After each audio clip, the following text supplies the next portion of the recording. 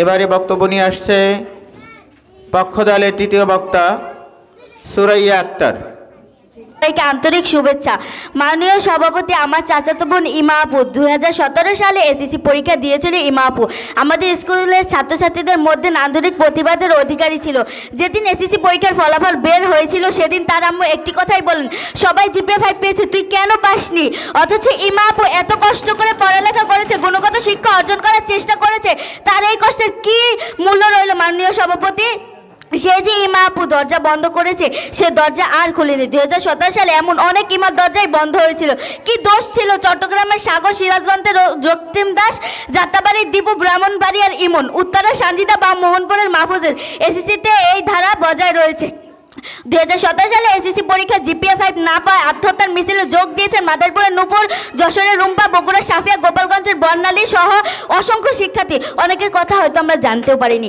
মাননীয় সভাপতি, এদ্বারা শুধু এসএসসি কিংবা এইচএসসি নয়, উচ্চশিক্ষার ক্ষেত্রে বিদ্যমান জনপ্রিয় হিন্দু চলচ্চিত্রতে 3 ইডিয়টে আমরা দেখি রোবোটিক্সের একজন শিক্ষার্থী তার শিক্ষক এবং অভিভাবকদের কাছে থেকে উৎসাহ না পেয়ে আই কুইট বলে আত্মহত্যা করে।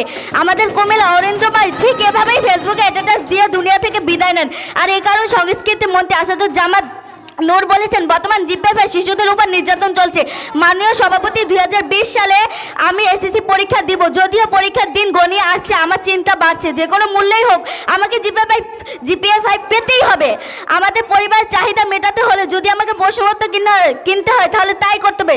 দুর্মূল্যের এই বাজারে নিজেকে বিক্রি করতে হবে। মাননীয় সভাপতি, পানির অপর নাম যেমন জীবন, আজকের এই বাজারে শিক্ষার অপর নাম হয়ে দাঁড়িয়েছে জিপিএ 5। সাম্প্রতিক সময়ে শিক্ষাবিদ ডাক্তার মোহাম্মদ শামসুদ্দিন রহমান, জাফর ইকবাল, অগণিত শিক্ষার্থী ও তাদের অভিভাবকদের নিয়ে শহীদ মিনার বৃষ্টিতে ভেজা মানববন্ধন করেছেন। ফলাফল প্রশ্নপত্র কি ফাঁস কি থেমেছিল? শিক্ষার্থীদের ক্রেশ দিয়ে জিপিএ 5 কি দেওয়া কি কমেছিল? প্রতিষ্ঠানেরগুলো জিপিএ 5 লালসা কি কমেছিল? শিক্ষা মন্ত্রণালয় কি আজও হুঁশ পেয়েছিল?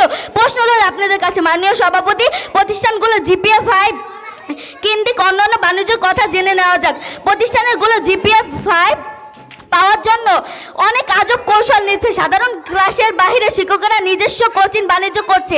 1000 নোট গাইডের উত্তর পড়তে পড়তে শিক্ষার্থীরা ভুলেই গেছে যে তাদের পাঠ্যবইয়ের রংটি দেখতে কেমন, লাল, সবুজ নাকি সাদা। এর ফলে হয়তো একটু জিপিএ 5 প্রজন্ম গড়ে উঠছে, কিন্তু তাদের ভেতরটা থেকে যেন অন্তঃসার শূন্য। আর এ কারণে জিপিএ 5 না পেলে তাদের ভেতরটা জন্ম নিচ্ছে হতাশ।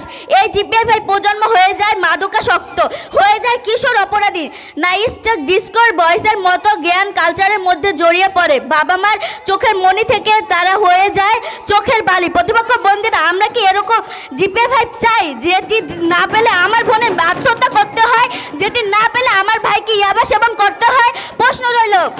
অথচ আমাদের প্রয়োজন ছিল জীবনমুখী শিক্ষা বা নীতিমুখী শিক্ষা, যা গুণগত শিক্ষার আরেক নাম। কিন্তু অদ্ভুত ফলমারি শিক্ষা ব্যবস্থার কারণে আমরা পড়েছি বিপক্ষ অন্তঃসার শূন্য জাতিসংঘ ভিতরে। আজ আমরা ব্যবহৃত হচ্ছি গিনিপিগ হিসেবে। কোচিং শিক্ষা বাণিজ্য অভিভাবকদের চাহিদা মন্ত্রণালয়ের লোক দেখানো বেলকিবাজি করতে আজ আমরা অবদ্ধ জিপিএ 5 এর দুষ্ট চক্রান্তে।